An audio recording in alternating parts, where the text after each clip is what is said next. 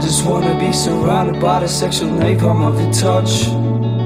When I dip inside you, we be fucking hard when we crush. She got a luscious nature, smell like cherry cola, titties bubble up. Said I want you to know, I want you to know. Take it easy, darling. Take it easy.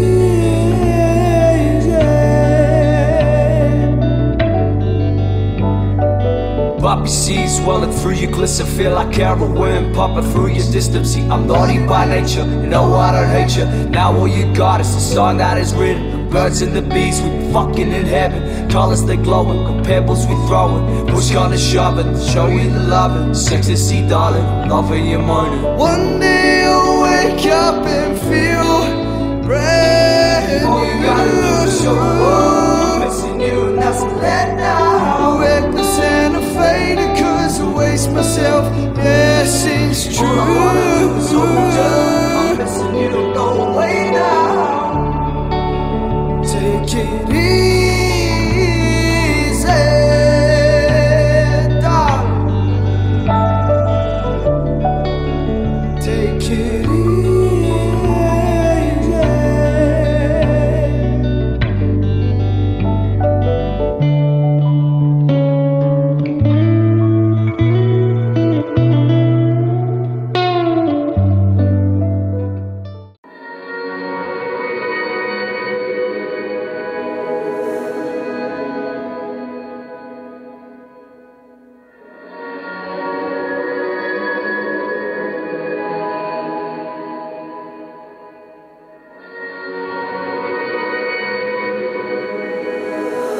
I take the brakes off. Head alright, yeah. Смисъл, кой е шарен?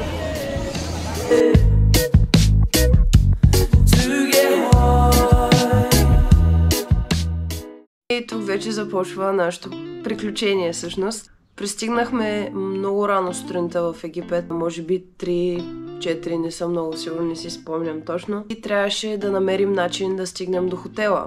Съответно, решихме да хванем такси. Не бяхме запознати с валутата и колко всъщност струва, пътя от летището до хотела, което не е много, но ние дадохме много. Мисля, че дадахме колко? $10? 20, не помня, но беше много повече, отколкото всъщност струва, за да стигнем до хотела. И това го разбрахме чак когато пристигнахме в самия хотел. Пристигнахме в хотела и всъщност изглежда доста готино.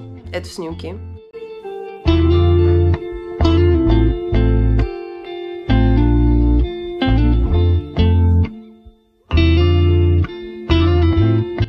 Оказа се, че всъщност не можем да си влезем в стаята до 2 часа, мисля, след обед, но успяхме да убедим хората на рецепцията да ни пуснат в стаята към 10:30, защото това бяха твърде много часове, ние бяхме уморени от пътя и просто искахме да си легнем и да спим. Бяхме доста изнервени, уморени. Опитахме се да спим до басейна, но имаше страшно много мухи. И както казва Димо, самия въздух мирише на циганин. Трудно минаха тия часове, нямахме и нищо за ядене, нищо за пиене. Позволиха ни да пием вода от ресторанта, имаше такива места, дето можеш да си сипваш водичка и ние просто от време на време ходихме и сипвахме вода. Когато най-накрая дойде момента, в който ще ни допуснат до стаята, човека, който трябваше да ни заведе до стаята, се забави доста, което беше допълнително изнервящо. Но самата стая всъщност беше доста приятна. Имахме 2 легла вместо едно голямо, които се наложи да ни ги съберат. И имаше винаги дупка между тях.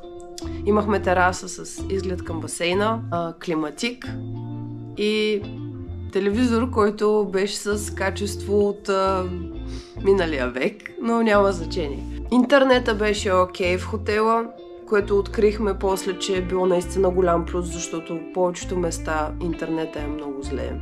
Хотела е all inclusive и храната беше доста добре.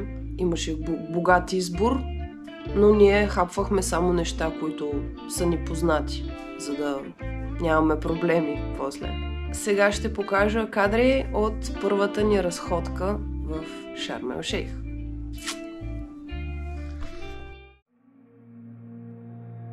Понеже нищо не се случва в тази част на видеото, реших да използвам момента да разкажа малко за града, в който сме. Шарм ел Шейх е курортен град в Египет и пристанище на Червено море. Той се намира в Южен Синай и е най-важният град в тази област. Някога е бил рибарско селище, но става голямо пристанище и военно-морска база на Египет. Превзет е от Израел през 1956, но Египет си го връща през 1957. От тогава до 1967 Организацията на Обединените нации поддържа мироопазващи сили. През 1967 избухва 6-дневната война и градът отново е превзет от израелската армия. По това време градът носи името Мифрац Шломо – Соломонов залив. В града са проведени няколко важни мирни конференции за Близкия изток, включително по споразумението от 4 септември 1999 г., рождения ми ден, за възстановяване на палестинското самоуправление на ивицата Газа. Втора среща на върха се състои в Шарм ел Шейх на 17 октомври 2000 година, след избухването на Втората палестинска интифада, но тя не успява да прекрати насилието. През последните години преживява две големи бедствия. На 3 януари 2004 година самолетът, обслужващ полет 604 на Flash Airlines, се разбива в Червено море, малко след като излита от летището в Шарм ел Шейх. На 23 юли 2005 година градът става обект на бомбени атентати, които отнемат живота на десетки хора. Главната индустрия в града е туризмът, което се дължи на пейзажа, целогодишния сух и умерен климат и дългите плажни ивици. Водата е чиста и спокойна през по-голямата част от годината и се предлагат условия за различни водни спортове, например водолазно гмуркане.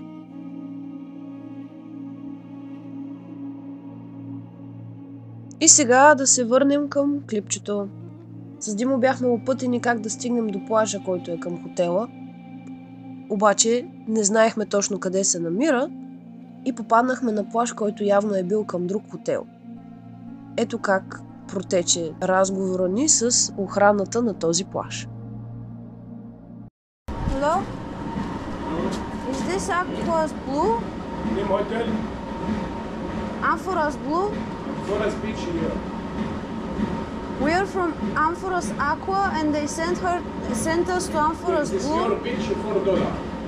One person $4. We just wanna see it. We don't wanna stay on the beach. We just wanna see it. Okay, 10 minutes.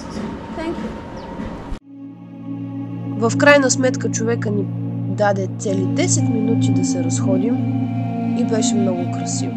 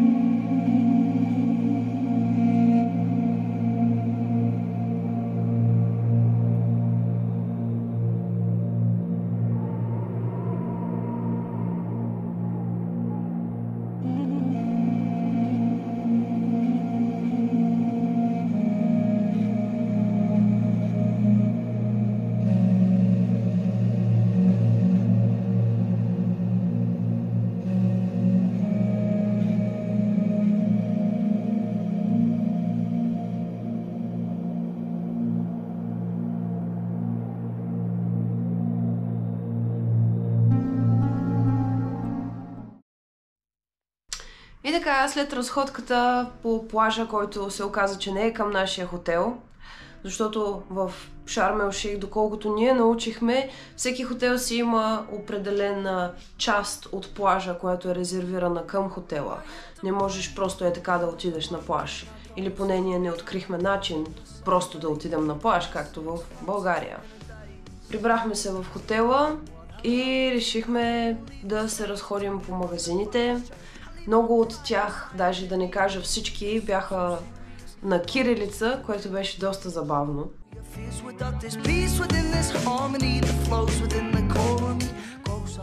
Забелязахме, че хората там говорят руски, английски и италиански. Има много туристи италианци там. В хотела има 2 басейна и ние се забавлявахме доста там. Единия е с парзалки, а другия просто обикновен басейн.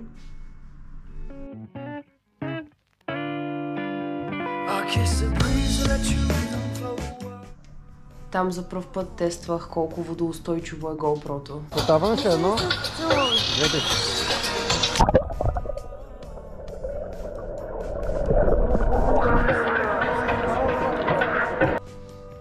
Разбрахме също, че има човек в хотела, който организира екскурзии, които включват разходка с АТВ, яздене на камили, шопинг, минаване през каньон и куп други неща.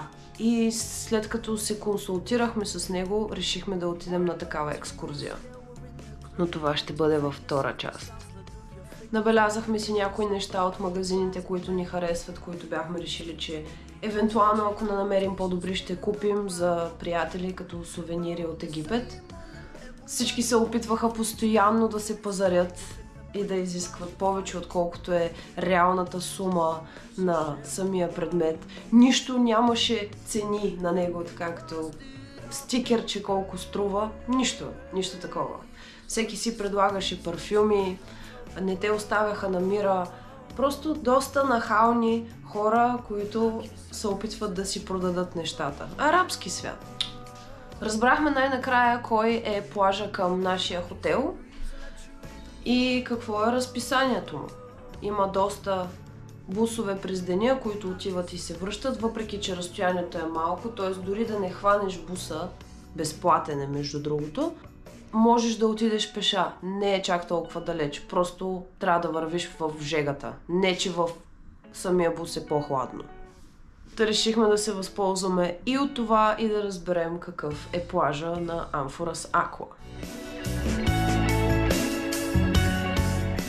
Беше много готино, водата беше изключително кристална и просто влизаш и плуваш с рибите. Единственият проблем беше, че водата на Червено море е изключително солена и дори само капка вода да ти влезе в очите боли ужасно много, да не говорим за носа.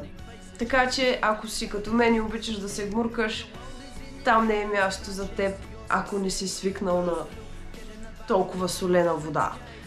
Имаше много корали, много шарени риби, беше много красиво и си насладихме на един следобед на плажа. За сега е това. Надявам се да ви е харесал първият епизод. Следва продължение.